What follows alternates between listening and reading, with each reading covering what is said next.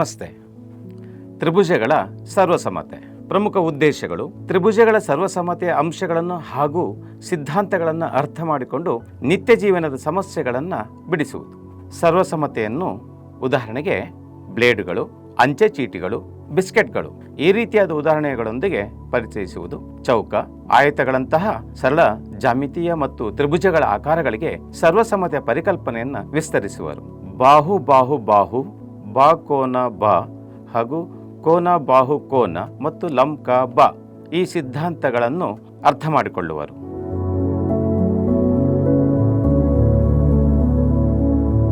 ತ್ರಿಭುಜಗಳ ಸರ್ವಸಮತೆಯನ್ನು ಅರ್ಥ ಮಾಡಿಕೊಳ್ಳಲು ಬೇಕಾಗಿರುವಂತಹ ಕಲಿಕಾ ಸಾಮಗ್ರಿಗಳು ಮ್ಯಾಗ್ನೆಟಿಕ್ ಬೋರ್ಡ್, OSP ಶೀಟಿನಲ್ಲಿ ತಯಾರಿಸಿದಂಥ ವಿವಿಧ ತ್ರಿಭುಜಾಕಾರಗಳು, ರೇಖಾಖಂಡದ ಚಿತ್ರಗಳು, ಕೋನದ ಚಿತ್ರಗಳು ಹಾಗೂ ಆ ಎಲ್ಲ OSP ಶೀಟ್ಗಳನ್ನು ಇಡುವಂತಹ ಒಂದು ಸ್ಟ್ಯಾಂಡ್ ಹಾಗೂ ಇಲ್ಲಿ ಕೆಲವು ನಾಣ್ಯಗಳಿವೆ, ಕೆಲವು ನೋಟಿನ ಮಾದರಿಗಳಿವೆ. ಈ ಎಲ್ಲ ಕಲಿಕಾ ಸಾಮಗ್ರಿಗಳನ್ನು ಉಪಯೋಗಿಸಿಕೊಂಡು ಸರ್ವಸಮತೆಯ ಅರ್ಥ, ತ್ರಿಭುಜದ ಸರ್ವಸಮತೆಯನ್ನು ತಿಳಿಯಲು ಉಪಯೋಗಿಸಿಕೊಳ್ಳುತ್ತೇವೆ.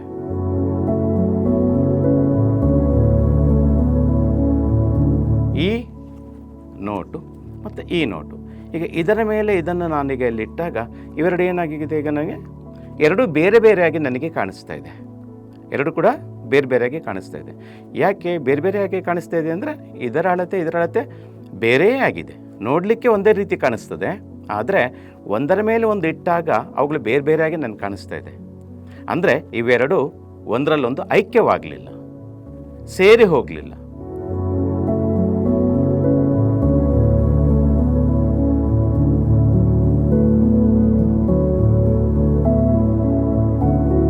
ನನ್ನ ಬಳಿ ನೋಟಿನ ಮಾದರಿಗಳಿವೆ. ಇಲ್ಲಿ ನನ್ನ ಹತ್ತಿರ ಇಲ್ಲಿ ಎಷ್ಟು ನೋಟುಗಳಿವೆ? ದೂರದಿಂದ ನೀವು ನೋಡಿದಾಗ ಒಂದೇ ನೋಟ್ ಇದೆ ಅಂತ ಅನ್ನಿಸ್ತದೆ. ಆದರೆ ಇದನ್ನು ನಾವು ಹೀಗೆ ನೋಡಿದಾಗ ಅನೇಕ ನೋಟುಗಳಿರುವುದು ನಮ್ಮ ಗಮನಕ್ಕೆ ಬರ್ತದೆ. ಇದು ಯಾಕೆ ಹಾಗೆ ಕಾಣಿಸ್ತದೆ? ಯಾಕೆ ಅಂದರೆ ಈ ನೋಟಿನ ಒಂದು ಆಕಾರ ಏನಿದೆಯಲ್ಲ, ಆಕಾರ, ಅಳತೆ ಎಲ್ಲವೂ ಇನ್ನೊಂದು ನೋಟಿನ ಆಕಾರ ಮತ್ತು ಅಳತೆಗೆ ಸಮನಾಗಿದೆ. ಹಾಗಾಗಿ ಇವುಗಳು ಒಂದೇ ರೀತಿಯಾಗಿ ನಮಗೆ ಕಾಣಿಸ್ತದೆ, ಒಂದೇ ಸಮನಾಗಿದೆ. ಹಾಗೆಯೇ ಇಲ್ಲಿ ಬೇರೆ ಬೇರೆ ಬೆಲೆಯ ನೋಟುಗಳಿವೆ, ಇವುಗಳು ಕೂಡ ಒಂದೇ ರೀತಿಯಾಗಿ ನಮಗೆ ಕಾಣಿಸ್ತಾ ಇದೆ. ಯಾವ ಆಕೃತಿಗಳನ್ನು ನಾವು ಮಡಚದೆ ಅಥವಾ ತಿರುಚದೆ ಒಂದರ ಮೇಲೆ ಒಂದನ್ನು ಇದ್ದ ಹಾಗೆ ಇಟ್ಟಾಗ ಆ ಎರಡು ಆಕೃತಿಗಳು ಒಂದರಲ್ಲಿ ಇನ್ನೊಂದು ಐಕ್ಯವಾದರೆ ಆ ಎರಡು ಆಕೃತಿಗಳನ್ನು ನಾವು ಸರ್ವಸಮ ಆಕೃತಿಗಳು ಅಂತ ಕರಿತೇವೆ. ಹಾಗೆಯೇ ಈಗ 1000 ರೂಪಾಯಿ ಮೌಲ್ಯದ ಒಂದು ನೋಟಿನ ಮೇಲೆ ನಾವು 10 ರೂಪಾಯಿ ಮೌಲ್ಯದ ನೋಟನ್ನು ಒಂದರ ಮೇಲೆ ಇಟ್ಟಾಗ ಇವುಗಳು ಐಕ್ಯವಾಗಿದೆಯಾ? ಇಲ್ಲ. ಹಾಗಾಗಿ ಇವುಗಳು ಸರ್ವಸಮ ಅಲ್ಲ. ಅದೇ 10 ರೂಪಾಯಿ ನೋಟಿನ ಮೇಲೆ ಅದೇ 10 ರೂಪಾಯಿ ನೋಟನ್ನು ಇಟ್ಟಾಗ ಇವೆರಡೇನಾಯಿತು? ಐಕ್ಯವಾಯಿತು. ಇವೆರಡು ಸರ್ವಸಮ. ಹಾಗೆಯೇ ಇವೆರಡು ಸರ್ವಸಮ ಅಲ್ಲ, ಆದರೆ ಸಮರೂಪಿ ಆಕೃತಿಗಳು. ಹಾಗಾಗಿ ಸಮರೂಪಾಕೃತಿಗಳೇ ಬೇರೆ, ಸರ್ವಸಮ ಆಕೃತಿಗಳೇ ಬೇರೆ. ಇಲ್ಲಿ ಹಾಗೆ ನೋಡ್ತಾ ಹೋದರೆ ಈಗ ನನ್ನ ಹತ್ರ ಇಲ್ಲಿ ಎಷ್ಟು ಕಾಯಿನ್ಗಳಿವೆ, ನಾಣ್ಯಗಳಿವೆ. ಎಷ್ಟು ನಾಣ್ಯಗಳಿವೆ ನೋಡಿದರೆ ಒಂದೇ ನಾಣ್ಯ ಇದೆ ಅಂತ ಅನ್ನಿಸ್ತದೆ ನಿಮಗೆ. ಆದರೆ ನನ್ನ ಬಳಿ ಈಗ 2 ನಾಣ್ಯಗಳಿವೆ. ಯಾಕಿದು?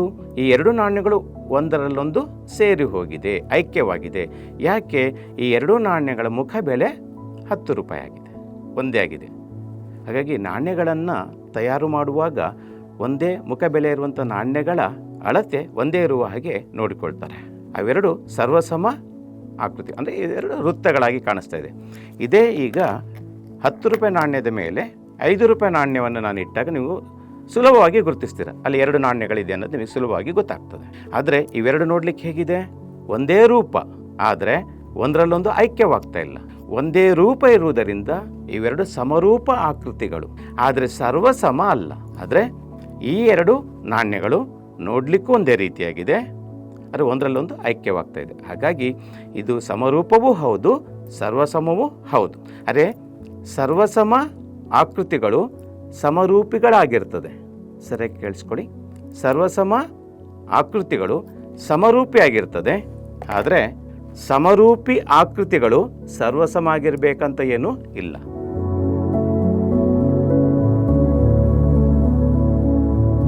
ನಾವೀಗ ರೇಖಾಗಣಿತದಲ್ಲಿ ಬರುವಂತಹ ರೇಖಾಖಂಡಗಳು, ಕೋನಗಳು ಇವುಗಳು ಸರ್ವಸಮವಾಗಿರಬೇಕಾದ್ರೆ ಯಾವ ಅಂಶವನ್ನು ನಾವಲ್ಲಿ ಗಮನಿಸಬೇಕು ಎನ್ನುವುದನ್ನು ತಿಳಿದುಕೊಳ್ಳುವ.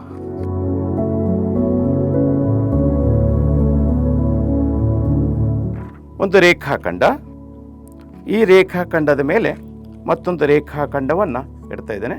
ತಿರುಚದೆ ಮಡಚೆ ಒಂದರ ಮೇಲೊಂದು ಇಟ್ಟಾಗ ಎರಡು ರೇಖಾಖಂಡಗಳೇನಾಗಿದೆ, ಈಗ ಒಂದರಲ್ಲೊಂದು ಐಕ್ಯವಾಗಿದೆ.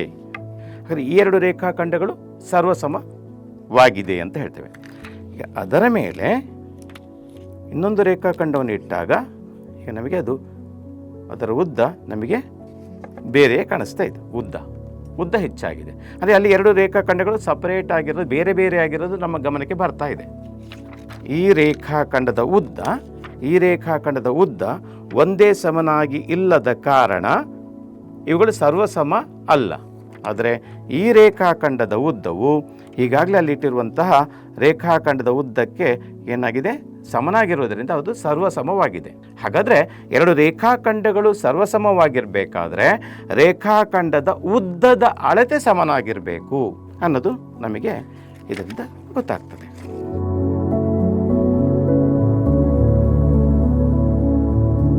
ಈಗ ಕೋನಗಳ ಬಗ್ಗೆ ತಿಳುವ. ಇದು ಯಾವ ವಿಧದ ಕೋನ ಎನ್ನುವುದು ಈಗಾಗಲೇ ನಿಮಗೆ ಪರಿಚಯ ಆಗಿದೆ, ವಿಶಾಲ ಕೋನ. ಈ ಕೋನದ ಮೇಲೆ ನಾವು ಈ ಕೋನವನ್ನು ಹಾಗೆ ಇದ್ದ ಹಾಗೆ ಅದರ ಮೇಲೆ ಇಟ್ಟಾಗ ಈಗ ಇವೆರಡು ಏನಾಗಿದೆ, ಒಂದರಲ್ಲೊಂದು ಐಕ್ಯವಾಗಿದೆ. ಅಂದರೆ ಈ ಎರಡು ಕೋನಗಳು ಸರ್ವಸಮ. ಹಾಗಾದರೆ ಕೋನಗಳು ಸರ್ವಸಮವಾಗಿರಬೇಕಾದ್ರೆ ಕೋನಗಳ ಅಳತೆಗಳು ಸಮನಾಗಿರಬೇಕು ಅಂತಾಯಿತು ಅಲ್ವಾ.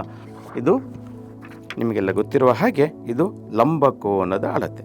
ಲಂಬಕೋನದ ಮೇಲೆ ಇನ್ನೊಂದು ಲಂಬಕೋನದವನ್ನೇ ಇಡುವ. ಏನಾಯ್ತು, ಈಗ ಒಂದರಲ್ಲೊಂದು ಸೇರಿ ಹೋಯಿತು. ಈಗ ನಿಮಗೆ ಇಲ್ಲಿ ಒಂದೇ ಕೋನದ ಚಿತ್ರ ಇದೆ ಅಂತ ಅನ್ನಿಸ್ತದೆ, ಆದರೆ ಇಲ್ಲಿ ಎರಡು ಕೋನಗಳಿವೆ. ಯಾಕೆ ಹಾಗೆ ಅನ್ನಿಸ್ತದೆ, ಇಲ್ಲಿ ಒಂದರಲ್ಲೊಂದು ಐಕ್ಯವಾಗಿದೆ. ಹಾಗಾಗಿ ಕೋನಗಳು ಸರ್ವಸಮ ಆಗಿರಬೇಕಾದ್ರೆ ಅವುಗಳ ಅಳತೆ ಒಂದೇ ಸಮನಾಗಿರಬೇಕು. ಇನ್ನೊಂದು ಉದಾಹರಣೆಯನ್ನು ನೋಡುವ. ಎರಡು ಕೋನಗಳು ಏನಾಗಿದೆ, ಇಲ್ಲಿ ಐಕ್ಯವಾಯಿತು. ಇದು ಲಘು ಕೋನಗಳು. ಈಗ ಈ ಕೋನದ ಮೇಲೆ ನಾವು ಬೇರೆ ಯಾವುದಾದ್ರು ಕೋನವನ್ನು ಇಟ್ಟಾಗ ಐಕ್ಯವಾಗ್ತದ? ಲಂಬಕೋನವನ್ನು ಇಡುವ. ಈ ಕೋನದ ಮೇಲೆ ಐಕ್ಯವಾಗ್ತದಾ? ಇಲ್ಲ, ಐಕ್ಯವಾಗಲಿಲ್ಲ. ಯಾಕೆ, ಈ ಕೋನದ ಅಳತೆ ಬೇರೆ, ಈ ಕೋನದ ಅಳತೆ ಬೇರೆ. ಹಾಗಾಗಿ ಎರಡೂ ಕೋನಗಳು ಸರ್ವಸಮವಾಗಿರಬೇಕಾದ್ರೆ ಕೋನಗಳ ಅಳತೆ ಸಮನಾಗಿರಬೇಕು.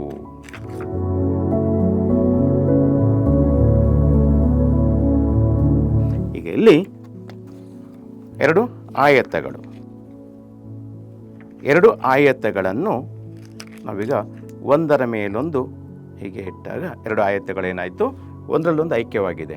ಇದು ಸರ್ವಸಮ ಆಕೃತಿಗಳು. ಇದರ ಮೇಲೆ ಇನ್ನೊಂದು ಆಯತವನ್ನು, ಇದು ಸರ್ವಸಮವಾಗಿ ನಮಗೆ ಕಾಣಿಸ್ತಾ ಇಲ್ಲ. ಈ ಆಯತ ಬೇರೆ ನಮಗೆ ಕಾಣಿಸ್ತಾ ಇದೆ, ಎರಡು ಆಯತಗಳಿರುವ ಹಾಗೆ. ಅದರಲ್ಲಿರುವುದು ಮೂರು ಆಯತಗಳು. ಎರಡು ಆಯತಗಳು ಒಂದರಲ್ಲೊಂದು ಐಕ್ಯವಾಗಿದೆ. ಈ ಆಯತ ಒಂದರಲ್ಲೊಂದು ಐಕ್ಯವಾಗಲಿಲ್ಲ. ಯಾಕೆ ಐಕ್ಯವಾಗಲಿಲ್ಲ? ಕೆಳಗಿರುವಂತಹ ಆಯತಗಳ ಉದ್ದ ಮತ್ತು ಅಗಲಗಳ ಅಳತೆ ಒಂದೇ ಆಗಿತ್ತು.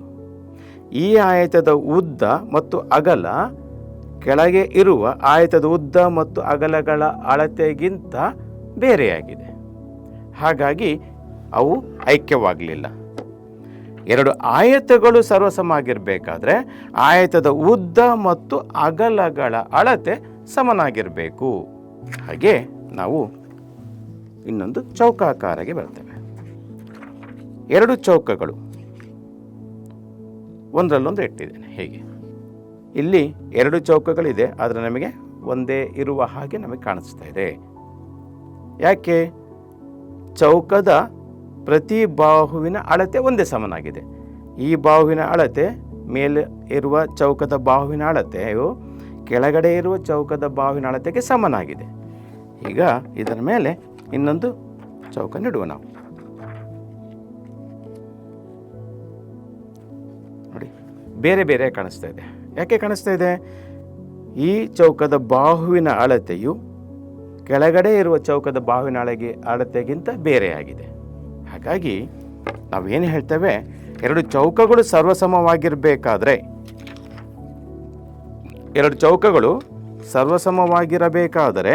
ಚೌಕದ ಬಾಹುವಿನ ಅಳತೆ ಸಮನಾಗಿರಬೇಕು. ಚೌಕದ ಬಾಹುವಿನ ಅಳತೆ ಸಮನಾಗಿದ್ದರೆ ಆ ಎರಡು ಚೌಕಗಳು ಸರ್ವಸಮವಾಗಿರುತ್ತದೆ. ಅದರಲ್ಲಿ ಕೆಲವೊಂದು ವಿಚಾರಗಳನ್ನು ನಾವು ತಿಳ್ಕೊಂಡಿದ್ದೇವೆ. ರೇಖಾಖಂಡಗಳು ಸರ್ವಸಮವಾಗಿರಬೇಕಾದ್ರೆ ಅದರ ಉದ್ದದ ಅಳತೆ ಸಮನಾಗಿರಬೇಕು. ಎರಡು ಕೋನಗಳು ಸರ್ವಸಮತೆಯಾಗಿರಬೇಕಾದ್ರೆ ಆ ಎರಡು ಕೋನಗಳ ಅಳತೆ ಸಮನಾಗಿರಬೇಕು. ಎರಡು ಆಯತಗಳು ಸರ್ವಸಮವಾಗಿರಬೇಕಾದ್ರೆ ಆಯತಗಳ ಉದ್ದ ಮತ್ತು ಅಗಲಗಳು ಸಮನಾಗಿರಬೇಕು. ಎರಡು ಚೌಕಗಳು ಸರ್ವಸಮವಾಗಿರಬೇಕಾದ್ರೆ ಬಾಹುವಿನ ಅಳತೆ ಸಮನಾಗಿರಬೇಕು. ನಾವೀಗ ಮುಖ್ಯವಾಗಿ ಎರಡು ತ್ರಿಭುಜಗಳು ಸರ್ವಸಮವಾಗಿರಬೇಕಾದ್ರೆ ಏನಾಗಿರಬೇಕು ಅದನ್ನು ನೋಡಬೇಕಾಗಿದೆ. ಈಗ ನಾವು ಒಂದು ತ್ರಿಭುಜ, ಈ ತ್ರಿಭುಜದ ಮೇಲೆ ಇನ್ನೊಂದು ತ್ರಿಭುಜ. ಎರಡು ತ್ರಿಭುಜಗಳು ಏನಾಗಿದೆ? ಐಕ್ಯವಾಗಿದೆ. ಎರಡು ತ್ರಿಭುಜಗಳು ಐಕ್ಯವಾಗಿರಬೇಕಾದ್ರೆ ಇಲ್ಲಿ ಮೂರು ಬಾಹುಗಳು, ಮೂರು ಕೋನಗಳು ಒಂದರಲ್ಲೊಂದು ಏನಾಗಿದೆ? ಐಕ್ಯವಾಗಿದೆ. ಈಗ ಈ ಎರಡು ತ್ರಿಭುಜಗಳು ನಾವು ಸರ್ವಸಮ ತ್ರಿಭುಜಗಳು ಅಂತ ಕರಿತೇವೆ. ಇಲ್ಲಿ ನಮ್ಮ ಮುಂದಿರುವಂತಹ ಪ್ರಶ್ನೆ, ಈಗ ಎರಡು ಚೌಕಗಳು ಸರ್ವಸಮವಾಗಿರಬೇಕಾದ್ರೆ ಕೇವಲ ಒಂದು ಬಾಹುವಿನ ಅಳತೆ ಸಮನಾಗಿದ್ದರೆ ಸಾಕು. ಎರಡು ಆಯತಗಳು ಸರ್ವಸಮವಾಗಿರಬೇಕಾದ್ರೆ ಉದ್ದ ಮತ್ತು ಅಗಲಗಳ ಅಳತೆ ಸಮನಾಗಿದ್ದರೆ ಅದು ಸರ್ವಸಮವಾಗಿರ್ತದೆ. ಸರ್ವಸಮ ಅಂದ ತಕ್ಷಣ ಅದರ ಸುತ್ತಳತೆ, ಅದರ ವಿಸ್ತೀರ್ಣ, ಎಲ್ಲ ಅಳತೆಗಳು ಸಮ ಅಂತ ಅರ್ಥ. ಹಾಗಾದರೆ ತ್ರಿಭುಜಗಳು ಸರ್ವಸಮವಾಗಿರಬೇಕಾದ್ರೆ ಯಾವಾಗಲೂ ಮೂರು ಬಾಹುಗಳು, ಮೂರು ಕೋನಗಳು ಸಮನಾಗಿರಬೇಕಾ ಎನ್ನುವಂಥ ಪ್ರಶ್ನೆ ಮೂಡ್ತದೆ. ಅದಕ್ಕೆ ನಾವು ತ್ರಿಭುಜಗಳಿಗೆ ಸಂಬಂಧಪಟ್ಟಂತಹ ನಿಯಮಗಳನ್ನು ಅರ್ಥ ಮಾಡಿಕೊಳ್ತೇವೆ. ತ್ರಿಭುಜಗಳಿಗೆ ಸಂಬಂಧಪಟ್ಟಂಥ ನಿಯಮಗಳು, ಅದನ್ನು ಸಿದ್ಧಾಂತಗಳು ಅಂತ ಕರಿತೇವೆ. ತ್ರಿಭುಜಗಳ ಸರ್ವಸಮತೆಯ ಸಿದ್ಧಾಂತಗಳು ಅಂತ. ಆ ಸಿದ್ಧಾಂತಗಳು ಏನು ಎನ್ನುವುದನ್ನು ತಿಳಿದುಕೊಳ್ಳುವ.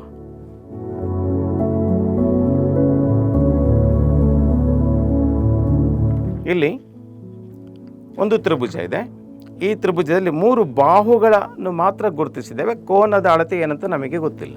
ಇನ್ನೊಂದು ವಿಷಯ ಇಲ್ಲಿ ನಾನು ನೆನಪು ಮಾಡ್ತೇನೆ.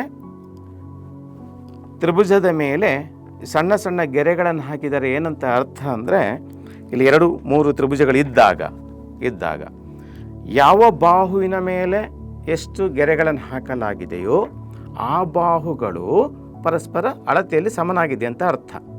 ಈಗ ಈ ಬಾವಿನ ಮೇಲೆ ಎರಡು ಸಣ್ಣ ಗೆರೆ ಹಾಕಿದೆ, ಇಲ್ಲಿ ಈ ಬಾವಿನ ಮೇಲೆ ಎರಡು ಸಣ್ಣ ಗೆರೆಗಳನ್ನು ಹಾಕಿದೆ, ಅವುಗಳು ಸಮ ಅಂತ ಅರ್ಥ.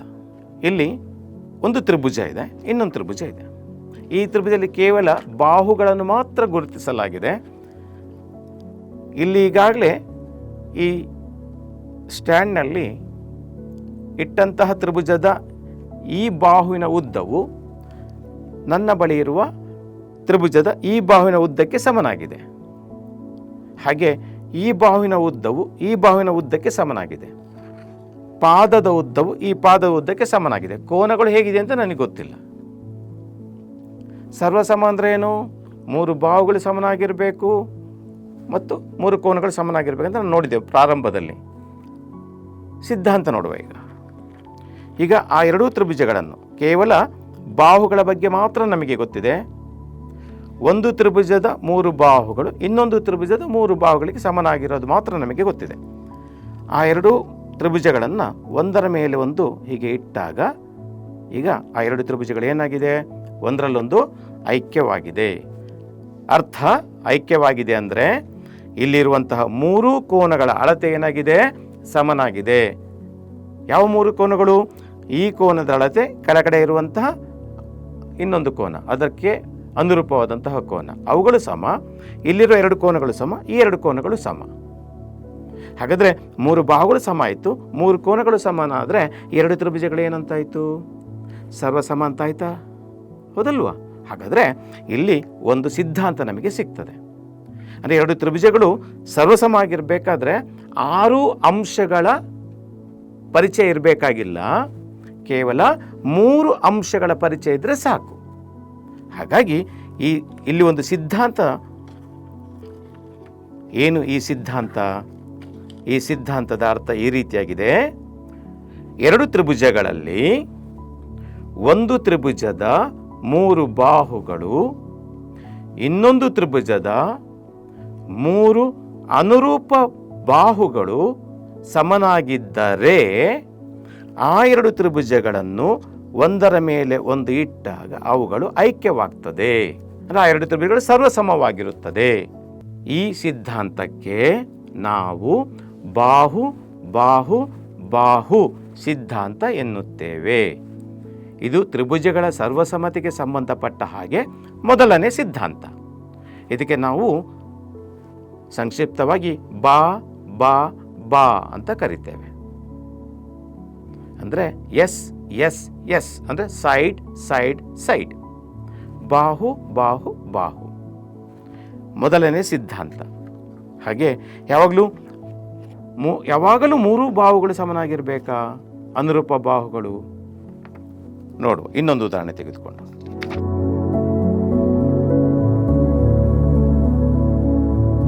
ಈಗ ಇಲ್ಲಿ ಈ ತ್ರಿಭುಜದಲ್ಲಿ ನಾವು 3 ಅಂಶವನ್ನು ಗುರುತಿಸಿದ್ದೇವೆ. 3 ಅಂಶಗಳು ಯಾವೆಲ್ಲ 3 ಅಂಶಗಳು? 2 ಬಾಹುಗಳು ಮತ್ತು ಅವುಗಳ ನಡುವಿನ ಕೋನ. ಈ 2 ಬಾಹುಗಳು ಸಮನಾಗಿರಬೇಕಂತ ಏನೂ ಇಲ್ಲ. 2 ಬಾಹುಗಳು ಮತ್ತು ಆ 2 ಬಾಹುಗಳಿಂದ ಉಂಟಾದ ಕೋನ. ಹಾಗೆಯೇ ಇನ್ನೊಂದು ತ್ರಿಭುಜದ 2 ಬಾಹುಗಳು, ಆ 2 ಬಾಹುಗಳಿಂದ ಉಂಟಾದ ಕೋನ. ಒಂದು ತ್ರಿಭುಜದ 2 ಬಾಹುಗಳು, ಅವುಗಳಿಂದ ಉಂಟಾದ ಒಂದು ಕೋನವು ಇನ್ನೊಂದು ತ್ರಿಭುಜದ ಅನುರೂಪ 2 ಬಾಹುಗಳು ಮತ್ತು ಅವುಗಳಿಂದ ಉಂಟಾದ ಕೋನಗಳು ಪರಸ್ಪರ ಸಮನಾಗಿದ್ದರೆ, ಈಗ ಈ ಬಾಹು ಸಮ, ಕೋನ ಸಮ, ಈಗ ಅವುಗಳ ಸಮನಾಗಿದ್ದಾಗ ಆ 2 ತ್ರಿಭುಜಗಳು ಹೇಗಿರ್ತದೆ ನೋಡಿದಾಗ ಆ 2 ತ್ರಿಭುಜಗಳು ಏನಾಗಿದೆ? ಸರ್ವಸಮವಾಗಿದೆ. ಸರ್ವಸಮವಾಗಿದೆ ಅಂದರೆ ಅರ್ಥ ಏನು? ಉಳಿದ ಒಂದು ಬಾಹುವಿನ ಅಳತೆಗಳು ಸಮ, ಹಾಗೆ ಉಳಿದ 2 ಕೋನಗಳ ಅಳತೆಗಳು ಕೂಡ ಸಮನಾಗಿದೆ. ಅಂದರೆ ಅರ್ಥ 2 ತ್ರಿಭುಜಗಳು ಸರ್ವಸಮ ತ್ರಿಭುಜಗಳು. ಹಾಗಾದರೆ ಇಲ್ಲಿರುವಂತಹ ಸಿದ್ಧಾಂತ ಯಾವುದು? ಈ ಸಿದ್ಧಾಂತ ಯಾವುದಂದರೆ, ಒಂದು ತ್ರಿಭುಜದ 2 ಬಾಹುಗಳು ಮತ್ತು ಅವುಗಳಿಂದ ಉಂಟಾದ ಕೋನವು ಇನ್ನೊಂದು ತ್ರಿಭುಜದ ಅನುರೂಪ ಬಾಹುಗಳು ಮತ್ತು ಅವುಗಳಿಂದ ಉಂಟಾದ ಕೋನಗಳು ಪರಸ್ಪರ ಸಮನಾಗಿದ್ದರೆ ಆ 2 ತ್ರಿಭುಜಗಳು ಸರ್ವಸಮ ತ್ರಿಭುಜವಾಗಿರುತ್ತದೆ. ಸರ್ವಸಮ ತ್ರಿಭುಜವಾಗಿರುತ್ತದೆ. ಈ ಸಿದ್ಧಾಂತಕ್ಕೆ ನಾವು ಏನು ಹೇಳ್ತೇವೆ? ಬಾಹು ಕೋನ ಬಾಹು ಅಂದರೆ ಬಾ ಕೋ ಬಾ ಸಿದ್ಧಾಂತ ಅಂತ ನಾವು ಕರಿತೇವೆ. ಹಾಗಾದರೆ ಇಲ್ಲೇನಾಯಿತು? 2 ತ್ರಿಭುಜಗಳು ಸರ್ವಸಮ ಅಂತ ನಾವು ಹೇಳಬೇಕಾದ್ರೆ 3 ಬಾಹುಗಳ ಅಳತೆ ಗೊತ್ತಿರಬೇಕಂತ ಏನಿಲ್ಲ. 2 ಬಾಹುಗಳ ಅಳತೆ ಮತ್ತು ಅವುಗಳಿಂದ ಉಂಟಾದ ಕೋನದ ಅಳತೆ ಗೊತ್ತಿದ್ರೆ ಸಾಕು 2 ತ್ರಿಭುಜಗಳು ಸರ್ವಸಮ ಅಂತ ನಾವು ಹೇಳಲಿಕ್ಕೆ. ಸರಿಯಾ? ಹಾಗಾದರೆ 2 ಸಿದ್ಧಾಂತಗಳ ಪರಿಚಯ ಆಯಿತು ನಮಗೆ.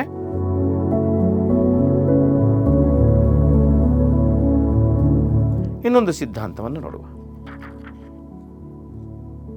ಇಲ್ಲೊಂದು ತ್ರಿಭುಜ ಇದೆ. ಈಗ ಈ ತ್ರಿಭುಜದಲ್ಲಿ 6 ಅಳತೆಗಳಲ್ಲಿ ಅಂದರೆ 6 ಅಂಶಗಳಲ್ಲಿ ನಮಗೆ ಗೊತ್ತಿರೋದು 3 ಅಳತೆ ಅಂದರೆ 3 ಅಂಶಗಳು. ಯಾವುದೆಲ್ಲ? ಒಂದು ಬಾಹು, 2 ಕೋನಗಳು ಅಂದರೆ 2 ಕೋನಗಳ ಸಾಮಾನ್ಯ ಬಾಹು, 2 ಕೋನಗಳ ಅಳತೆ, ಆ 2 ಕೋನಗಳ ಸಾಮಾನ್ಯ ಬಾಹುವಿನ ಅಳತೆ. ಇದು ಮಾತ್ರ ನಮಗೆ ಗೊತ್ತಿರೋದು. ಈ 2 ಬಾಹುಗಳ ಅಳತೆ ಗೊತ್ತಿಲ್ಲ, ಈ ಕೋನದ ಅಳತೆ ಎಷ್ಟಂತ ನಮಗೆ ಗೊತ್ತಿಲ್ಲ. ಇದೇ ರೀತಿಯಾಗಿರುವ ಇನ್ನೊಂದು ತ್ರಿಭುಜ. ಈ ತ್ರಿಭುಜದಲ್ಲಿಯೂ ಕೂಡ ನಮಗೆ ಯಾವೆಲ್ಲ ಅಂಶಗಳು ಗೊತ್ತಿದೆ? 2 ಕೋನಗಳು, ಆ 2 ಕೋನಗಳ ಸಾಮಾನ್ಯ ಬಾಹು ಗೊತ್ತಿರುವಂಥದ್ದು. ಇದು ಹೇಗಿದೆ? ಮೊದಲು ತೋರಿಸಿದಂತಹ ತ್ರಿಭುಜದ ಎರಡು ಕೋನಗಳ ಅಳತೆಗಳಿಗೆ ಈ ತ್ರಿಭುಜದ ಎರಡು ಕೋನಗಳ ಅಳತೆ ಸಮನಾಗಿದೆ. ಸಾಮಾನ್ಯ ಬಾಹುವಿನ ಉದ್ದದ ಅಳತೆ ಎಷ್ಟಿದೆಯೋ ಈ ತ್ರಿಭುಜದ ಸಾಮಾನ್ಯ ಬಾಹುವಿನ ಉದ್ದದ ಅಳತೆ ಅಷ್ಟೇ ಇದೆ, ಯಾಕೆ ಎರಡೆರಡು ಗೆರೆಗಳನ್ನು ಹಾಕಿದೆ. ಈಗ ಉಳಿದ ಮೇಲಿನ ಕೋನ ಹೇಗಿದೆ ನಮಗೆ ಗೊತ್ತಿಲ್ಲ. ಈಗ ಈ ಎರಡು ತ್ರಿಭುಜದಲ್ಲಿ ಒಂದರ ಮೇಲೆ ಮತ್ತೊಂದನ್ನು ಇಡುವ. ಈ ಎರಡು ತ್ರಿಭುಜಗಳು ಕೂಡ ಏನಾಯಿತು, ಒಂದರಲ್ಲೊಂದು ಐಕ್ಯವಾಗಿದೆ. ಎರಡು ತ್ರಿಭುಜಗಳು ಐಕ್ಯವಾಗಿದೆ ಅಂತಾದರೆ ಉಳಿದ ಎಲ್ಲ ಬಾಹುಗಳು ಎಲ್ಲ ಕೋನಗಳು ಸಮನಾಗಿದೆ ಅಂತ ಅರ್ಥ. ಅಂದರೆ ಆ ಎರಡು ತ್ರಿಭುಜಗಳು ಸರ್ವಸಮ ತ್ರಿಭುಜಗಳು. ಹಾಗಾದರೆ ಇಲ್ಲಿರುವಂಥ ಸಿದ್ಧಾಂತ ಯಾವುದು? ಈ ಸಿದ್ಧಾಂತವನ್ನು ನಾವು ಹೀಗೆ ಹೇಳ್ತೇವೆ: ಒಂದು ತ್ರಿಭುಜದ ಎರಡು ಕೋನಗಳು ಮತ್ತು ಆ ಎರಡು ಕೋನಗಳ ಸಾಮಾನ್ಯ ಬಾಹುವು ಇನ್ನೊಂದು ತ್ರಿಭುಜದ ಅನುರೂಪ ಬಾಹು ಮತ್ತು ಆ ಎರಡು ಅನುರೂಪ ಕೋನಗಳು ಪರಸ್ಪರ ಸಮನಾಗಿದ್ದರೆ ಆ ಎರಡು ತ್ರಿಭುಜಗಳು ಸರ್ವಸಮವಾಗಿರುತ್ತದೆ. ಈ ಸಿದ್ಧಾಂತವನ್ನು ನಾವು ಕೋನ ಬಾಹು ಕೋನ ಎಂದು ಕರೆಯುತ್ತೇವೆ. ಕೋ ಸಿದ್ಧಾಂತ. ಇಲ್ಲಿಗೆ 3 ಸಿದ್ಧಾಂತಗಳನ್ನು ನಾವು ನೋಡಿದ್ದೇವೆ.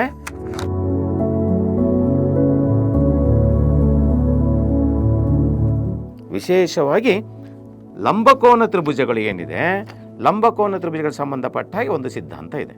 ಇಲ್ಲಿ ಒಂದು ಲಂಬಕೋನ ತ್ರಿಭುಜವನ್ನು ಇದ್ದೇವೆ. ಲಂಬಕೋನ ತ್ರಿಭುಜದಲ್ಲಿ ಒಂದು ಬಾಹು ಮತ್ತು ವಿಕರ್ಣ. ಲಂಬಕೋನ ತ್ರಿಭುಜ ಅಂದರೆ ಒಂದು ಕೋನ ಅಳತೆ 90 ಡಿಗ್ರಿಯೇ ಇರ್ತದೆ, ಇನ್ನೊಂದು ಬಾಹು. ಹಾಗೆಯೇ ಇನ್ನೊಂದು ಲಂಬಕೋನ ತ್ರಿಭುಜ, ಅದರಲ್ಲಿ ವಿಕರ್ಣದ ಅಳತೆ ಮತ್ತು ಒಂದು ಬಾಹು ಪರಸ್ಪರ ಸಮನಾಗಿದೆ. ಈ ಎರಡು ಲಂಬಕೋನ ತ್ರಿಭುಜಗಳನ್ನು ಒಂದರ ಮೇಲೊಂದು ಇಟ್ಟಾಗ ಈ ಎರಡು ಲಂಬಕೋನ ತ್ರಿಭುಜಗಳು ಒಂದರಲ್ಲೊಂದು ಐಕ್ಯವಾಗಿದೆ. ಅಂದರೆ ಈ ಎರಡು ಲಂಬಕೋನ ತ್ರಿಭುಜಗಳು ಕೂಡ ಸರ್ವಸಮವಾಗಿದೆ ಅಂತ. ಅಂದರೆ ಲಂಬಕೋನ ತ್ರಿಭುಜ ಅಂದ ತಕ್ಷಣವೇ ನಮಗೆ ಗೊತ್ತಾಗ್ತದೆ ಅಲ್ಲಿ ಒಂದು ಕೋನ ಲಂಬಕೋನ ಅಂತ. ಮತ್ತು ಒಂದು ವಿಕರ್ಣ, ಲಂಬಕೋನಕ್ಕೆ ಅಭಿಮುಖವಾಗಿರುವ ಬಾಹುವಿನ ಹೆಸರು ವಿಕರ್ಣ ಅಂತ ಹೇಳ್ತೇವೆ. ವಿಕರ್ಣದ ಅಳತೆ ಮತ್ತು ಉಳಿದ ಎರಡು ಬಾಹುಗಳಲ್ಲಿ ಯಾವುದೇ ಒಂದು ಬಾಹುವಿನ ಅಳತೆ ಸಮನಾಗಿದ್ದಾಗ ಆ ಎರಡು ಲಂಬಕೋನ ತ್ರಿಭುಜಗಳು ಒಂದರ ಮೇಲೆ ಒಂದು ಇಟ್ಟಾಗ ಅವುಗಳು ಐಕ್ಯವಾಗ್ತದೆ. ಹಾಗಾದರೆ ಈ ಸಿದ್ಧಾಂತ ಏನು? ಈ ಸಿದ್ಧಾಂತಕ್ಕೆ ನಾವು ಲಂಬ ಅಂತ ಕರಿತೇವೆ. ಲಂಬ ಅಂದರೆ ಲಂಬಕೋನ, ಕರ್ಣ ಅಂದರೆ ವಿಕರ್ಣ, ಬಾಹು ಸಿದ್ಧಾಂತ. ಇಲ್ಲಿ ಬಾಹು ಅಂದರೆ ಕೆಳಗಿನ ಈ ಬಾಹುವನ್ನಾದರೂ ನಾವು ತೆಗೆದುಕೊಳ್ಬೋದು, ಈ ಬಾಹುಗಳಾದರೂ ಸಮನಾಗಿರ್ಬೋದು. ಇಲ್ಲಿ ಕೂಡ 3 ಅಂಶಗಳು ಕೊಟ್ಟಿರ್ತಾರೆ. ಹಾಗಾಗಿ ಎರಡು ತ್ರಿಭುಜಗಳು ಸರ್ವಸಮ ಅಂತ ನಾವು ಹೇಳಬೇಕಾದ್ರೆ ತ್ರಿಭುಜದಲ್ಲಿರುವ 6 ಅಂಶಗಳಲ್ಲಿ ಕೇವಲ ನಮಗೆ 3 ಅಂಶಗಳು ಗೊತ್ತಿದ್ರೆ ಸಾಕು, ಎರಡು ತ್ರಿಭುಜಗಳನ್ನು ನಾವು ಸರ್ವಸಮ ತ್ರಿಭುಜ ಅಂಥೇಳಿ ನಾವು ಕರೀಬಹುದು.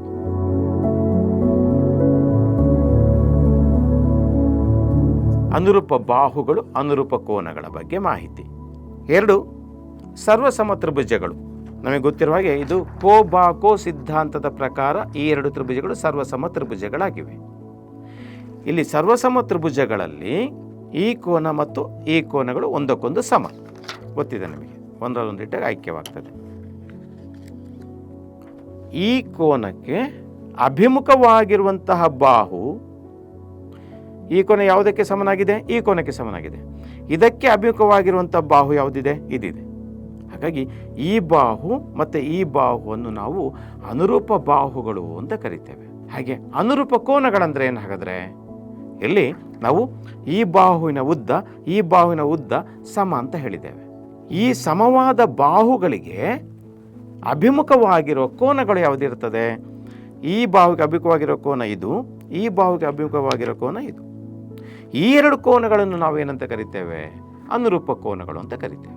ಹಾಗಾಗಿ ಸರ್ವಸಮ ತ್ರಿಭುಜಗಳಲ್ಲಿ ಸಮವಾದ ಬಾಹುಗಳಿಗೆ ಅಭಿಮುಖವಾಗಿರುವಂತಹ ಕೋನಗಳು ಅನುರೂಪ ಕೋನಗಳು.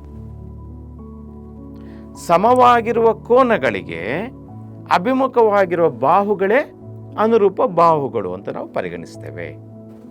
ಇದು ತ್ರಿಭುಜಗಳ ಸರ್ವಸಮತೆಗೆ ಸಂಬಂಧಪಟ್ಟಂತಹ 4 ಸಿದ್ಧಾಂತಗಳು.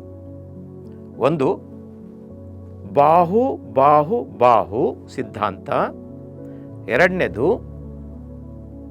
ಬಾಹು ಕೋನ ಬಾಹು ಸಿದ್ಧಾಂತ, ಮೂರನೇದು ಕೋನ ಬಾಹು ಕೋನ ಸಿದ್ಧಾಂತ, ನಾಲ್ಕನೇದು ಲಂಬಕೋನ ಕರ್ಣ ಬಾಹು ಸಿದ್ಧಾಂತ.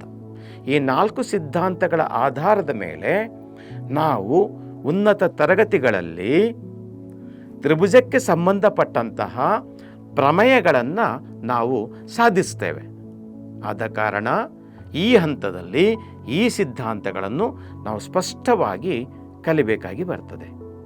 ಇದನ್ನು ಮಕ್ಕಳಿಗೆ ಈ ಒಂದು ಮಾದರಿಗಳ ಮೂಲಕ ನಾವು ಸುಲಭದಲ್ಲಿ ಮಕ್ಕಳಿಗೆ ತಿಳಿಸಬೇಕಾಗಿ ಬರ್ತದೆ. ಈಗ ನಾವು ಚೌಕಳಿ ಹಾಳೆಯನ್ನು ಉಪಯೋಗಿಸಿಕೊಂಡು ಸರ್ವಸಮ ತ್ರಿಭುಜಗಳಿಗೆ ಸಂಬಂಧಪಟ್ಟ ಹಾಗೆ ಕೆಲವೊಂದು ವಿಚಾರಗಳನ್ನು ತಿಳಿದುಕೊಳ್ಳುವ. ಇಲ್ಲಿ ಎ ಬಿ ಸಿ ಎನ್ನುವಂಥ ತ್ರಿಭುಜ, ಹಾಗೆ ಪಿ ಕ್ಯೂ ಆರ್ ಎನ್ನುವ 2 ತ್ರಿಭುಜಗಳಿವೆ. ಈ 2 ತ್ರಿಭುಜಗಳು ಸರ್ವಸಮ ತ್ರಿಭುಜಗಳು. ಸರ್ವಸಮ ತ್ರಿಭುಜಗಳಲ್ಲಿ ಇಲ್ಲಿ ಬಾ ಕೋ ಬ ಬಾಹು ಕೋನ ಬಾಹು ಸಿದ್ಧಾಂತಗಳಿಗೆ ಸಂಬಂಧಪಟ್ಟ ಹಾಗೆ ಈ 2 ತ್ರಿಭುಜಗಳು ಸರ್ವಸಮ ತ್ರಿಭುಜಗಳಾಗಿವೆ. ಇದನ್ನು ನಾವು ನಿರೂಪಿಸುವುದು ಹೇಗೆ, ಬರೆಯುವ ಕ್ರಮ ಹೇಗೆ? ತ್ರಿಭುಜ ಎ ಬಿ ಸಿ ಮತ್ತು ತ್ರಿಭುಜ ಪಿ ಕ್ಯೂ ಆರ್ ಗಳಲ್ಲಿ ಗೊತ್ತಿರುವಂತಹದ್ದು ಎ ಸಿ ಬಾಹುವಿನ ಅಳತೆ ಪಿ ಕ್ಯೂ ಆರ್ ತ್ರಿಭುಜದ ಪಿ ಆರ್ ಬಾಹುವಿನ ಅಳತೆಗೆ ಸಮ.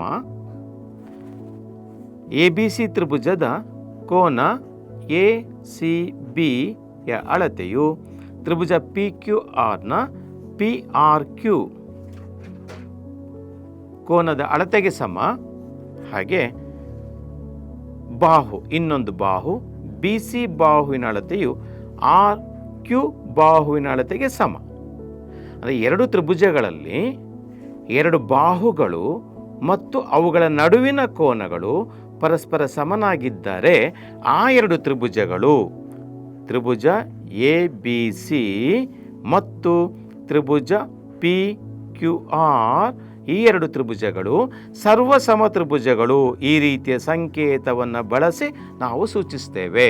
ಮೇಲೆ ಒಂದು ಎಸ್, ಒಂದು ಅಡ್ಡ ಮಲಗಿದ ಎಸ್ ಆಕಾರದ ಚಿಹ್ನೆ ಮತ್ತು 2 ಸಮಚಿಹ್ನೆ, ಇದು ಸರ್ವಸಮತೆಯನ್ನು ತೋರಿಸುವ ಸಂಕೇತ. ಈ ರೀತಿಯಾಗಿ ನಾವು ಬರೆದು ಸರ್ವಸಮತೆಯ ಸಿದ್ಧಾಂತವನ್ನು ತೋರಿಸ್ತೇವೆ. ಹಾಗೆಯೇ ಇದರಲ್ಲಿ ಅನುರೂಪ ಬಾಹುಗಳನ್ನೊಮ್ಮೆ ತಿಳಿದುಕೊಳ್ಳುವ. ಈಗ ಇಲ್ಲಿ ಈ ಕೋನದ ಅಳತೆ ಮತ್ತು ಇಲ್ಲೊಂದು ಕೋನದ ಅಳತೆ, ಈ 2 ಕೋನಗಳು ಸಮ. ಈ 2 ಕೋನಗಳು ಸಮ ಅಂದಾಗ ಇದಕ್ಕೆ ಅಭಿಮುಖವಾಗಿರುವಂತಹ ಬಾಹು ಯಾವುದು? A B. ಹಾಗಾದರೆ ಈ ಕೋನಕ್ಕೆ ಅಭಿಮುಖವಾಗಿರುವಂತಹ ಬಾಹು ಯಾವುದು? P Q.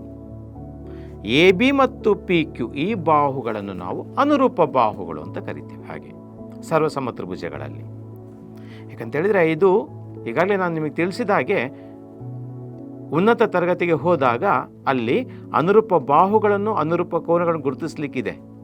ಆದ ಕಾರಣ ಈ ವಿಷಯವನ್ನು ಮಕ್ಕಳಿಗೆ ನಾವು ತಿಳಿಸಬೇಕಾಗಿ ಬರ್ತದೆ. ಇಲ್ಲಿ ಒಂದು ಸಿದ್ಧಾಂತ ಇದೆ, ಎಕ್ಸ್ ವೈ ಝೆಡ್ ತ್ರಿಭುಜ, ಇನ್ನೊಂದು ಎಲ್ ಎಂ ಎನ್ ತ್ರಿಭುಜ.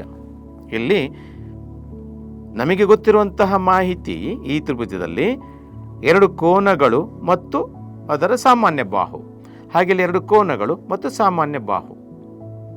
ಅಂದರೆ ಸಿದ್ಧಾಂತ ಯಾವುದು? ಕೋನ ಬಾಹು ಕೋನ. ಈ ಸಿದ್ಧಾಂತದ ಪ್ರಕಾರ ಈ 2 ತ್ರಿಭುಜಗಳು ಏನು? ಸರ್ವಸಮ ತ್ರಿಭುಜಗಳು. ಹಾಗಾದರೆ ಇದನ್ನು ಹೇಗೆ ನಾವಿಲ್ಲಿ ಬರೆಯುವುದು? ಇದನ್ನು ಬರೆಯಬೇಕಾದ್ರೆ ನಾವು ತ್ರಿಭುಜ, ಯಾವ ತ್ರಿಭುಜ ತೆಗೆದುಕೊಂಡಿದ್ದೇವೆ?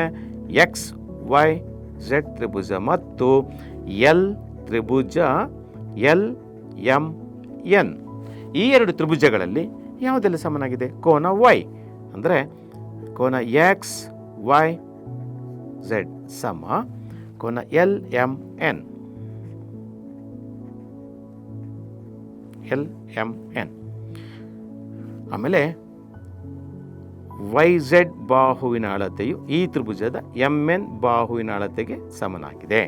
ಅದೇ ರೀತಿಯಾಗಿ ಎಕ್ಸ್ ಝೆಡ್ ವೈ, ಕೋನ ಎಕ್ಸ್ ಝೆಡ್ ವೈ ಸಮ ಕೋನ ಎಲ್ ಎನ್ ಎಮ್. ಎರಡು ತ್ರಿಭುಜಗಳಲ್ಲಿ ಎರಡು ಕೋನಗಳು ಮತ್ತು ಅವುಗಳ ನಡುವಿನ ಬಾಹು ಅಂದರೆ ಸಾಮಾನ್ಯ ಬಾಹುಗಳು ಸಮನಾಗಿದೆ.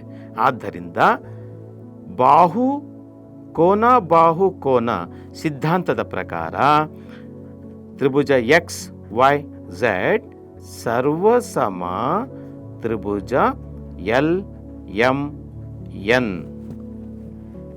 ಎಲ್ ಎಮ್ ಎನ್ ಎಂದು ನಾವು ಈ ರೀತಿಯಾಗಿ ಬರೆದು ಮಕ್ಕಳಿಗೆ ತೋರಿಸ್ತೇವೆ. ಇದು ಎರಡು ಸಿದ್ಧಾಂತಗಳಿಗೆ ಸಂಬಂಧಪಟ್ಟ ಹಾಗೆ ಬರೆಯುವುದು ಹೇಗಂತ ನಮಗೆ ಗೊತ್ತಾಯಿತು. ಅದನ್ನೇ ನಾವು ಇನ್ನುಳಿದ ಎರಡು ಸಿದ್ಧಾಂತಗಳನ್ನು ಸಹಿತ ಇದೇ ರೀತಿಯಾಗಿ ನಾವು ಬರಿಬಹುದು. ಸರ್ವಸಮತೆಯ ಸಿದ್ಧಾಂತಗಳನ್ನು, ಸರ್ವಸಮತೆಯನ್ನು ನಾವು ಯಾಕೆ ಅರ್ಥ ಮಾಡಿಕೊಳ್ಬೇಕು? ತ್ರಿಭುಜದ ಸರ್ವಸಮತೆ ಎನ್ನುವುದು ನಾವು ಯಾವ ಯಾವ ಕ್ಷೇತ್ರಗಳಲ್ಲಿ ನೋಡ್ತೇವೆ? ಉದಾಹರಣೆಗೆ ಸೇತುಗಳ ರಚನೆ ಮಾಡುವಲ್ಲಿ ಸರ್ವಸಮ ತ್ರಿಭುಜಾಕಾರದ ಕಂಬಿಗಳನ್ನು ನಾವು ಸಾಮಾನ್ಯವಾಗಿ ನೋಡ್ತೇವೆ. ಸೇತುವೆ ರಚನೆ ಮಾಡಬೇಕಾದ್ರೆ ಅಲ್ಲಿ ಸರ್ವಸಮತೆ ಇಲ್ಲದೆ ಇದ್ದರೆ ಆ ಸೇತುವೆಗೆ ಒಂದು ಬಲ ಬರೋದಿಲ್ಲ, ಸೇತುವೆ ಸ್ಥಿರತೆ ಇರೋದಿಲ್ಲ. ಹಾಗಾಗಿ ಕೆಲವೊಂದು ಕಡೆ ನಾವು ನೋಡ್ತೇವೆ ಸೇತುವೆ ಕುಸಿದು ಬಿತ್ತು ಅಂತ ಅಲ್ವಾ? ಯಾಕೆ?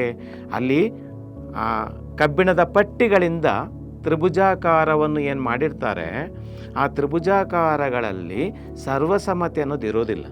ಹಾಗಾಗಿ ಅದೇನಾಗ್ತದೆ, ಸೇತುವೆ ಅಂತಹ ಅನಾಹುತ ಆಗಲಿಕ್ಕೆ ಕಾರಣ ಆಗ್ತದೆ ಕೆಲವೊಮ್ಮೆ. ಹಾಗೆ ನಮ್ಮ ಮನೆಯ ಮೇಲ್ಛಾವಣಿಯನ್ನು ನಾವು ನೋಡಿದಾಗ ಮೇಲ್ಛಾವಣಿ ಅದು ಎರಡು, ಈ ಭಾಗವು ಏನಾಗಿರಬೇಕು? ಸರ್ವಸಮವಾಗಿರಬೇಕು. ಮೇಲ್ಛಾವಣಿ ಸರ್ವಸಮವಾಗಿಲ್ಲ ಅಂದ್ರೂ ಸಹಿತ ಮೇಲ್ಛಾವಣಿ ಕೂಡ ಜೋರಾಗಿ ಗಾಳಿ ಬಂದಾಗ ಮತ್ತೊಂದು ಇನ್ನೊಂದು ಬಂದಾಗ ಅದು ಕೂಡ ಬಿದ್ದು ಹೋಗ್ಬೋದು. ಹಾಗೆ ಎರಡು ಬಾಗಿಲುಗಳನ್ನು ಮಾಡುವಾಗ ಆ ಎರಡು ಬಾಗಿಲುಗಳ ನಡುವೆ ಸರ್ವಸಮತೆ ಇರಬೇಕು. ಇಲ್ಲದಿದ್ದರೆ ಬಾಗಿಲನ್ನು ನಾವು ಮುಚ್ಚುವುದು ಒಂದೇ, ಹಾಗಿಡುವುದು ಒಂದೇ ಆಗ್ತದೆ ಅಲ್ವಾ? ಸರ್ವಸಮ ಇಲ್ಲ ಅಂತಾದರೆ ಬಾಗಿಲುಗಳ ನಡುವೆ ನಮಗೆ ಜಾಗ ಕಾಣಿಸ್ತದೆ. ಕಿಟಕಿಯ ಬಾಗಿಲುಗಳನ್ನು ಮಾಡುವಾಗ ಅಷ್ಟೇ ಅಲ್ಲದೆ ಪಾದರಕ್ಷೆಗಳನ್ನು ಮಾಡುವಾಗ ಕೂಡ ಅಲ್ಲಿ ಸರ್ವಸಮತೆ ಅನ್ನೋದು ಬೇಕಾಗ್ತದೆ. ಸರ್ವಸಮತೆ ಇಲ್ಲ ಅಂತಾದರೆ ಒಂದು ಪಾದಕ್ಕೆ ಹಾಕುವಂತಹ ಪಾದರಕ್ಷೆ ಇನ್ನೊಂದು ಪಾದಕ್ಕೆ ಹಾಕುವ ಪಾದರಕ್ಷೆ ಹೆಚ್ಚು ಕಡಿಮೆ ಆಗಿ ನಡೆಯಲು ಕೂಡ ನಮಗೇನಾಗ್ತದೆ, ಕಷ್ಟ ಆಗ್ತದೆ ಅಲ್ವಾ? ಹಾಗೆ ಅಷ್ಟಕ್ಕೆ ಮಹಿಳೆಯರು ಕೈಗಳಿಗೆ ಹಾಕಿಕೊಳ್ಳುವಂತಹ ಬಳೆ ವ್ಯಾಪಾರಿ ಹತ್ರ ಹೋಗಿ ಬಳೆಯನ್ನು ಹಾಕಿಕೊಳ್ಳುವಾಗ ಮೊದಲು ಆ ಬಳೆ ಹಾಕುವವ ಏನು ಮಾಡ್ತಾನೆ, ಕೈಗಳಿಗೆ ಎಲ್ಲ ಬಳೆಗಳನ್ನು ಎತ್ಕೊಂಡು ನೋಡ್ತಾನೆ, ಎಲ್ಲ ಬಳೆಗಳು ಸರ್ವಸಮವಾಗಿದೆಯಾ ಅಂತ. ಅಲ್ಲಿ ಯಾವುದಾದ್ರು ಸ್ವಲ್ಪ ದೊಡ್ಡದಿದೆ ಅಂದರೆ ಅವನು ಅಲ್ಲೇ ತೆಗೆದು ಅದನ್ನು ಬದಿಗಿಡ್ತಾನೆ ಅಲ್ವಾ? ಸಂತೆಯಲ್ಲಿ ನೋಡಿದರೆ ನೀವು, ಜಾತ್ರೆಯಲ್ಲಿ ಅಲ್ವಾ, ಅಮ್ಮಂದ್ರು ಅಕ್ಕಂದು ಬಳೆ ಹಾಕ್ಕೊಳ್ಬೇಕಾದ್ರೆ ಆ ಬಳೆಯ ವ್ಯಾಪಾರಿ ಹಾಗೆ ಆ ಸರ್ವಸಮ ಇದೆ ಅಂತ ನೋಡಿಕೊಂಡು, ಅಥವಾ ಹಾಕಿಸಿಕೊಳ್ಳೋರು ಕೂಡ ಅದನ್ನು ಗಮನಿಸ್ತಾರೆ. ಅಲ್ಲಿ ಸಣ್ಣದು ದೊಡ್ಡದು ಅಂತ ಇದ್ದಾಗ ಇದು ಸ್ವಲ್ಪ ಸರಿ ಇಲ್ಲ, ತೆಗಿರಿ ಅಂತ ಹೇಳ್ತಾರಲ್ವಾ? ಹಾಗಾಗಿ ಬಳೆಗಳನ್ನು ಹಾಕಿಕೊಳ್ಳುವಾಗ ಕೂಡ ನಾವು ಅಲ್ಲಿ ವೃತ್ತಗಳ ಸರ್ವಸಮತೆಯನ್ನು ನಾವು ಗಮನಿಸ್ತೇವೆ. ಅಷ್ಟೇ ಅಲ್ಲ, ಆಭರಣಗಳನ್ನು ತಯಾರು ಮಾಡಬೇಕಾದ್ರೂ ಕೂಡ ಅಲ್ಲಿ ಸರ್ವಸಮತೆಯನ್ನು ನೋಡ್ತೇವೆ ನಾವು. ಒಂದು ಕುತ್ತಿಗೆ ಹಾಕ್ಕೊಳ್ಳುವಂತಹ ನೆಕ್ಲೆಸನ್ನು ನೋಡಬೇಕಾದ್ರೂ ಕೂಡ ಈ ಭಾಗದ ಉದ್ದ ಅಗಲ ಡಿಸೈನ್ ಎಲ್ಲ ಹೇಗಿದೆಯೋ ಈ ಭಾಗ ಕೂಡ ಹಾಗೆಯೇ ಇರಬೇಕಂತ ನಾವು ನೋಡ್ತೇವೆ ಅಲ್ವಾ? ಶಾಲೆಗೆ ಬರುವಾಗ ಹುಡುಗಿಯರು ಜಡೆಯನ್ನು ಹಾಕ್ಕೊಳ್ತಾರಲ್ಲಪ್ಪ, ಜಡೆಯನ್ನು ಹಾಕ್ಕೊಳ್ಬೇಕಾದ್ರೆ ಆ ಜಡೆಯನ್ನು ಒಮ್ಮೆ ಹೀಗೆ ಹಿಡಿದು ನೋಡ್ತಾರೆ. ಆ ಎರಡೂ ಜಡೆಗಳ ಉದ್ದ ಒಂದೇ ಇದ್ದರೆ ಮಾತ್ರ ಸರಿಯಾಗಿದೆ ಅಂತ ಬರ್ತಾರೆ, ಇಲ್ಲದಿದ್ದರೆ ಅಮ್ಮನ ಹತ್ರ ಗಲಾಟೆ ಮಾಡಲಿಕ್ಕೆ ಶುರು ಮಾಡ್ತಾರೆ ಅಲ್ವಾ? ಅಂದರೆ ಜಡೆ ಹಾಕಿ ಸರಿಯಾಗಲಿಲ್ಲ ಅಂತ. ಹಾಗಾಗಿ ಈ ಸರ್ವಸಮತೆ ಅನ್ನೋದು ನಮ್ಮ ಜೀವನದಲ್ಲಿ ಹಾಸುಹೊಕ್ಕಾಗಿದೆ. ಎಲ್ಲ ಸಂದರ್ಭದಲ್ಲೂ ನಮಗೆ ಸರ್ವಸಮತೆ ಅನ್ನೋದು ನಮಗೆ ಬೇಕಾಗ್ತದೆ. ಅಡುಗೆ ಕೋಣೆಯಲ್ಲಿ ಕೂಡ ನಮಗೆ ಸರ್ವಸಮತೆ ನಮಗೆ ಬೇಕಾಗ್ತದೆ. ಎಲ್ಲೇ ನೋಡಿ ನೀವು ಅಲ್ವಾ, ಪಾತ್ರೆಗಳನ್ನು ತಯಾರು ಮಾಡುವುದರಿಂದ ಹಿಡಿದು ಪಾದರಕ್ಷೆಯನ್ನು ತಯಾರು ಮಾಡುವುದರಿಂದ ಹಿಡಿದು ಮನೆ, ತರಗತಿ ಕೋಣೆ ಅಥವಾ ನಾವು ಓಡಾಡುವಂಥ ವಾಹನಗಳನ್ನು ಗಮನಿಸಿದರೂ ಕೂಡ ನಮಗೆ ಗೊತ್ತಾಗ್ತದೆ ಸರ್ವಸಮತೆ ಮಹತ್ವ ಏನು ಅಂತ. ಒಂದು ಕಾರಿನ 4 ಚಕ್ರಗಳು ಸರ್ವಸಮವಾಗಿಲ್ಲ ಅಂತಾದರೆ ಕಾರು ನಾವು ಹೇಗೆ ಓಡಿಸೋದು? ಆಗೋದಿಲ್ಲ. ಬಾಗಿಲುಗಳು ಸರ್ವಸಮವಾಗಿರಬೇಕು. ಅಂದರೆ ಕಾರಿನ ಪ್ರತಿಯೊಂದು ಬಿಡಿ ಭಾಗಗಳು ಸರ್ವಸಮ್ಮತೆಯಲ್ಲೇ ಇರಬೇಕಾಗಿ ಬರ್ತದೆ. ಹೀಗಾಗಿ ನಾವು ಅನೇಕ ಕಡೆ ಈ ಸರ್ವಸಮ್ಮತೆಯ ಮಹತ್ವವನ್ನು ನಾವು ನೋಡ್ತೇವೆ. ಅಲ್ಲಿ ಅಗತ್ಯವಾಗಿ ಬೇಕಾಗ್ತದೆ. ಎಲ್ಲ ಒಂದು ಕ್ಷೇತ್ರದಲ್ಲಿ ಕೆಲಸ ಮಾಡುವವರಿಗೆ ಈ ಸರ್ವಸಮ್ಮತೆ ಅನ್ನೋದು ಅತಿ ಅಗತ್ಯ. ಹಾಗಾಗಿ ಈ ಸರ್ವಸಮ್ಮತೆಯ ಬಗ್ಗೆ ನಾವು ಮಕ್ಕಳಿಗೆ ಸ್ಪಷ್ಟವಾಗಿ ತಿಳಿಸಬೇಕಾಗಿ ಬರ್ತದೆ.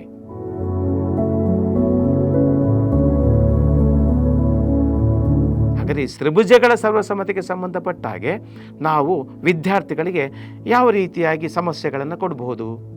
ಮೊದಲಿಗೆ ಸರ್ವಸಮ್ಮತೆ ಸರಿ ವಿದ್ಯಾರ್ಥಿಗಳಿಗೆ ಅರ್ಥ ಆಗಿದೆಯಾ ಇಲ್ಲವಾ ಎನ್ನುವಂಥ ಮೌಲ್ಯಮಾಪನ ಮಾಡಲು ಸರ್ವಸಮ ಆಕೃತಿಗಳು ಎಂದರೇನು, ಸಮರೂಪ ಆಕೃತಿಗಳು ಎಂದರೇನು, ಸರ್ವಸಮ ಆಕೃತಿಗಳಿಗೂ ಸಮರೂಪ ಆಕೃತಿಗಳಿಗಿರುವ ವ್ಯತ್ಯಾಸಗಳೇನು? ಹಾಗಾಗಿ ಸರ್ವಸಮ ಆಕೃತಿಗಳು ನಮ್ಮ ಸುತ್ತಮುತ್ತಲೂ ಎಲ್ಲೆಲ್ಲಿ ಯಾವ ಆಕೃತಿಗಳು ಕಂಡುಬರ್ತದೆ, ಮತ್ತು ನಿಮ್ಮ ತರಗತಿ ಕೋಣೆಯಲ್ಲಿ ಸರ್ವಸಮ ಆಕೃತಿಗಳು ಕಂಡುಬರುವಂತಹ ವಸ್ತುಗಳು ಎಲ್ಲಿ ಇದೆ? ಅದೇ ರೀತಿಯಾಗಿ 2 ತ್ರಿಭುಜಗಳನ್ನು ಕೊಟ್ಟು ಈ 2 ತ್ರಿಭುಜಗಳು ಈ ಸಿದ್ಧಾಂತದ ಪ್ರಕಾರ ಸರ್ವಸಮವಾಗಿದೆ. ಹಾಗಾದರೆ ಇದರಲ್ಲಿ ಸಮವಾಗಿರುವ ಉಳಿದ ಅಂಶಗಳು ಯಾವುವು ಎನ್ನುವುದನ್ನು ಚಿತ್ರವನ್ನು ಹಾಗೆಯೇ ನಾವು ಕೇಳ್ಬೋದು, ಅಥವಾ ಚಿತ್ರವನ್ನು ವಿದ್ಯಾರ್ಥಿಗಳಿಗೆ ಕೊಟ್ಟು 4 ವಿಧದ ಸರ್ವಸಮ್ಮತಿಗೆ ಸಂಬಂಧಪಟ್ಟ ಹಾಗೆ ಈ ರೀತಿಯ ಪ್ರಶ್ನೆಗಳನ್ನು ವಿದ್ಯಾರ್ಥಿಗಳಿಗೆ ನಾವು ಕೇಳಬಹುದು. ಮತ್ತು ನಮ್ಮ ಪಠ್ಯಪುಸ್ತಕದಲ್ಲಿರುವಂತಹ ಸಮಸ್ಯೆಗಳಿಗೆ ಪರಿಹಾರವನ್ನು ಕಂಡುಕೊಳ್ಳಲು ವಿದ್ಯಾರ್ಥಿಗಳಿಗೆ ತಿಳಿಸಬಹುದು. ಅಷ್ಟೇ ಅಲ್ಲದೆ ಬಿಲ್ಡಿಂಗ್ ಬ್ಲಾಕ್ಸ್ ಆ್ಯಪ್ನಲ್ಲಿರುವಂತಹ ಆಟಗಳನ್ನು ಆಡುವುದರ ಮೂಲಕ ತ್ರಿಭುಜಗಳ ಸರ್ವಸಮ್ಮತೆಯ ಬಗ್ಗೆ ನಾವು ಇನ್ನೂ ಹೆಚ್ಚಿನ ಮಾಹಿತಿಯನ್ನು ಪಡೆದುಕೊಳ್ಳಲಿಕ್ಕೆ ಸಾಧ್ಯ ಆಗ್ತದೆ.